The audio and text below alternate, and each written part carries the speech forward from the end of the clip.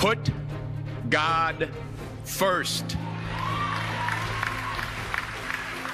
Put God first in everything you do. Everything that you think you see in me, everything that I've accomplished, everything that you think I have, and I have a few things, everything that I have is by the grace of God. Understand that. It's a gift. I was sitting in my mother's beauty parlor, and I'm looking in the mirror, and I see behind me this woman under the dryer. And every time she looked up, every time I looked up, she was looking at me, just looking me in the eye. And I didn't know who she was, and I said, she said, somebody give me a pen, give me a pencil, I have a prophecy. March 27, 1975, she said, boy, you are gonna travel the world and speak to millions of people. Now mind you, I was flunked out of college. I'm thinking about joining the army. I didn't know what I was gonna do, and she's telling me I'm gonna travel the world and speak to millions of people. Well, I have traveled the world, and I have spoke to millions of people. But that's not the most important thing, the success that I had. The most important thing is that what she taught me and what she told me that day has stayed with me since. I've been protected, I've been directed, I've been corrected. I've kept God in my life, and it's kept me humble. I didn't always stick with him, but he always stuck with me. So stick with him in everything you do. If you think you want to do what you think I've done, then do what I've done and stick with God. Number 2, fail big. That's right. Fail big. Today's the beginning of the rest of your life, and it can be very frightening. It's a new world out there. It's a mean world out there, and you only live once. So do what you feel passionate about. Take chances. But don't be afraid to go outside the box. Don't be afraid to think outside the box. Don't be afraid to fail big, to dream big. But remember, dreams without goals are just dreams, and they ultimately fuel disappointment. So have dreams, but have goals.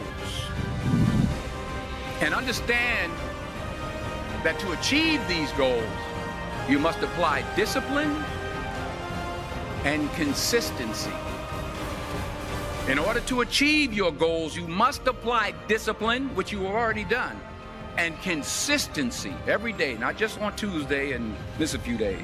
You have to work at it every day. You have to plan every day. You've heard the saying, we don't plan to fail, we fail to plan. Hard work works. Working really hard is what successful people do. Remember that. Just because you're doing a lot more doesn't mean you're getting a lot more done. Don't confuse movement with progress. My mother told me, she said, yeah, because you can run in place all the time and never get anywhere.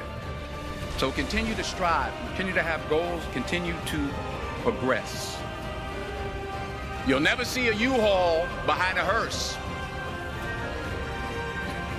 I'll say it again. You'll never see a U-Haul behind a hearse. I don't care how much money you make, you can't take it with you. And it's not how much you have. It's what you do with what you have. We all have different talents. Some of you will be doctors, some lawyers, some scientists, some educators, some nurses. The most selfish thing you can do in this world is help someone else. Why is it selfish? Because the gratification, the goodness that comes to you, the good feeling that I get from helping others, nothing's better than that.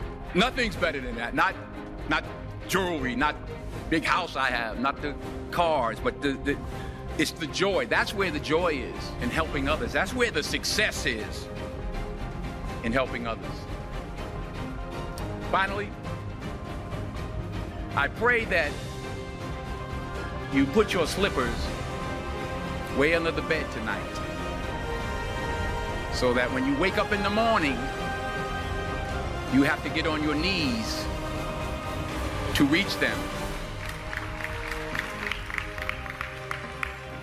And while you're down there, say thank you for grace. Thank you for mercy. Thank you for understanding. Thank you for wisdom. Thank you for parents. Thank you for love. Thank you for kindness. Thank you for humility. Thank you for peace. Thank you for prosperity. Say thank you in advance for what's already yours. That's how I live my life. That's why I am, one of the reasons why I am today.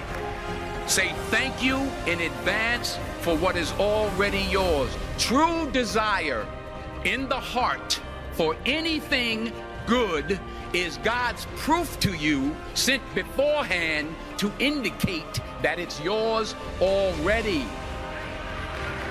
I'll say it again.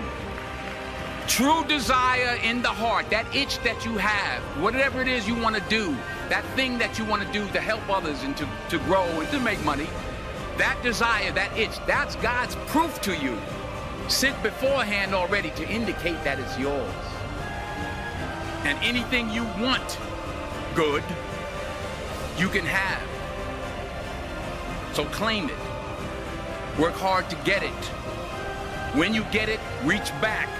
Pull someone else up. Each one, teach one. Don't just aspire to make a living. Aspire to make a difference.